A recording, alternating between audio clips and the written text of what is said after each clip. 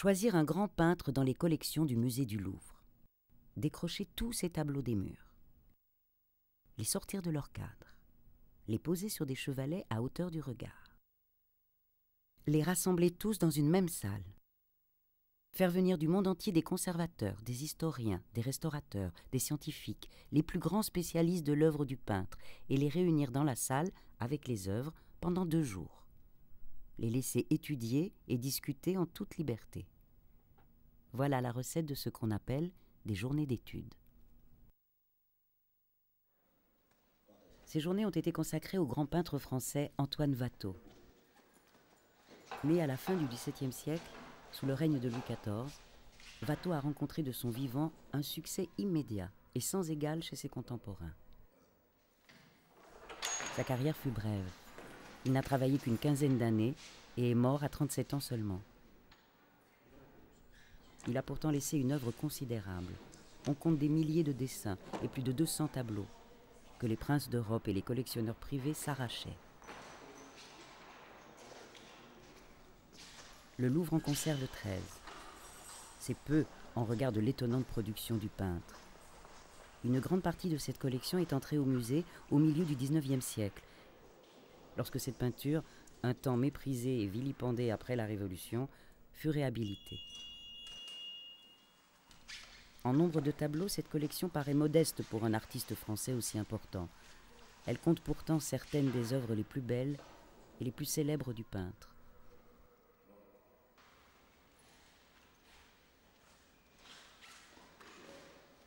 Pour ces journées d'études, les tableaux de Watteau quittent leurs murs, leurs cadres et leurs verres protecteurs pour être assemblés dans une grande salle, posés sur des chevalets comme dans un atelier. Face à eux, des experts venus du monde entier pour les étudier, les examiner, les questionner dans un rapport d'intimité à l'œuvre exceptionnel. Au plus près des tableaux, ils sont là pour voir ce qui n'est pas fait pour être vu. Pendant 2 jours, ils vont regarder ces œuvres, non pas comme des tableaux achevés, mais comme des objets vieux de 3 siècles, dont la moindre craquelure, fissure, dégradation en dit tout autant sur la manière dont ils ont traversé le temps que sur les techniques de cet artiste à la mode qui a su créer un genre et parfaitement répondre à la demande de ses très nombreux amateurs. I mean, I've never, even the paintings I borrowed for the show in Valenciennes, I never saw it in frame. So it's interesting to see them in bright light, which we also, I never saw. No, that also makes a big difference. Yeah. Also psychologically, I think. Well, you can see much more. Yeah. I mean, the color changes. It's almost like cleaning in a certain sense. It's because it becomes an object. I mean, before it's an image, and then it becomes an object somehow. En pleine lumière, si ces tableaux changent de nature, on pourrait presque y voir la main d'un autre peintre. This one, it looks the same thing. I mean, that's a very Rubensian figure. In fact, it may be something that I actually know. And this also could be, if you disregard the proportions, could be Rubens, because he does cross the feet like that and has that Michelangelo's contrapposto. But again, it seems more decorative, but you can't be sure.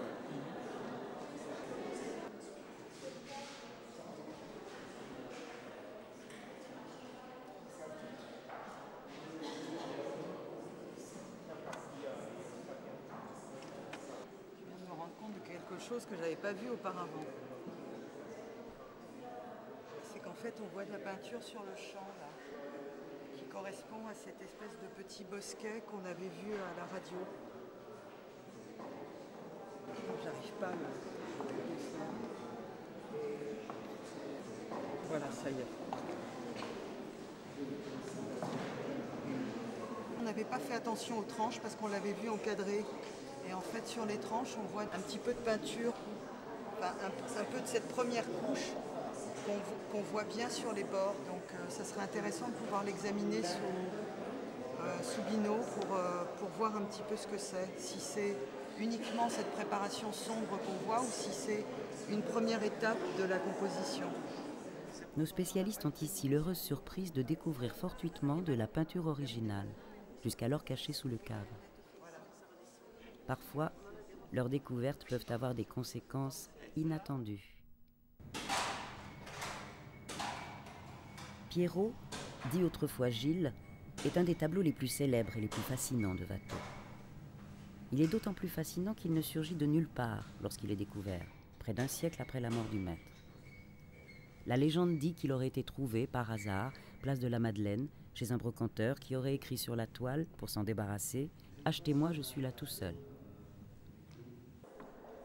Œuvre majeure du maître, le tableau au format monumental n'a pas pu être décadré à l'occasion des journées d'études.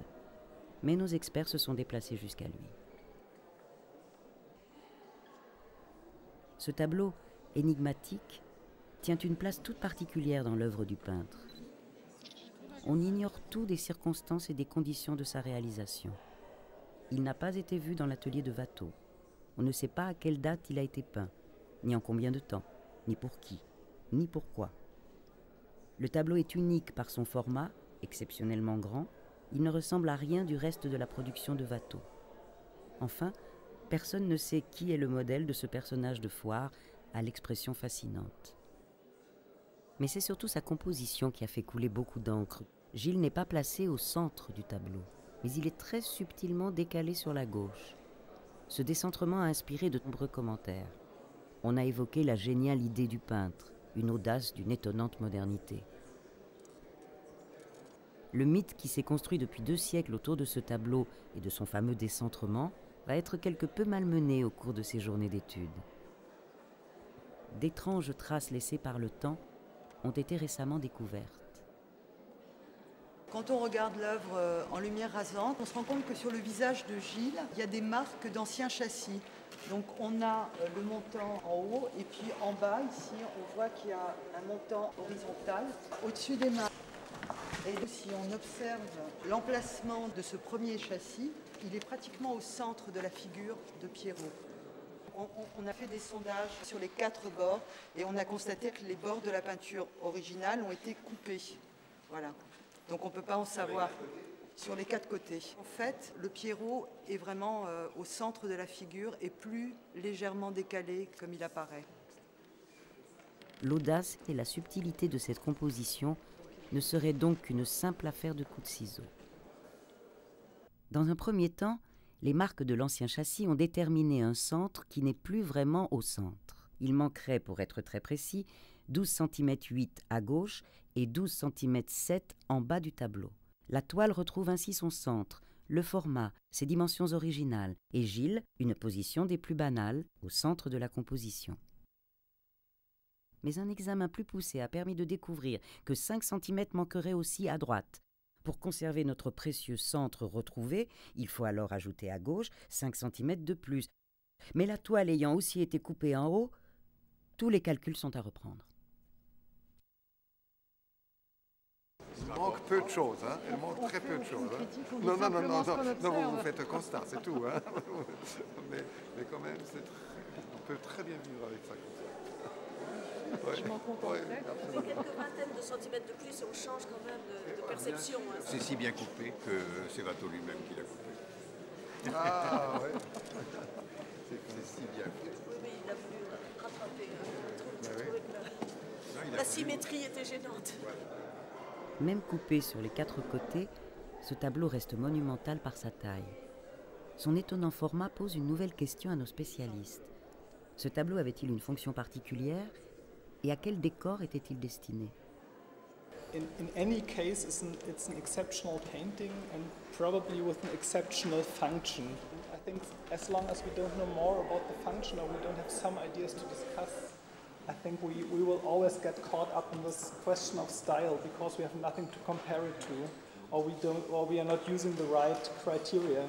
Avant qu'il ne soit coupé, ce tableau devait probablement faire près de 2 mètres de haut et plus d'1,70 m de large. Peut-on se figurer ce monumental Gilles dans le salon d'un particulier? Encore faut-il que la pièce soit assez vaste, que les meubles aient été poussés, que les murs aient été libérés, que la hauteur sous plafond soit suffisante. Certains l'ont plutôt imaginé ornant le palier d'un grand escalier. Le personnage étant en légère contre-plongée, il doit être regardé d'assez bas. D'autres ont préféré l'imaginer comme un élément de décor d'un théâtre. D'autres encore suggèrent qu'il aurait pu servir d'enseigne à un café rue Quincampoix.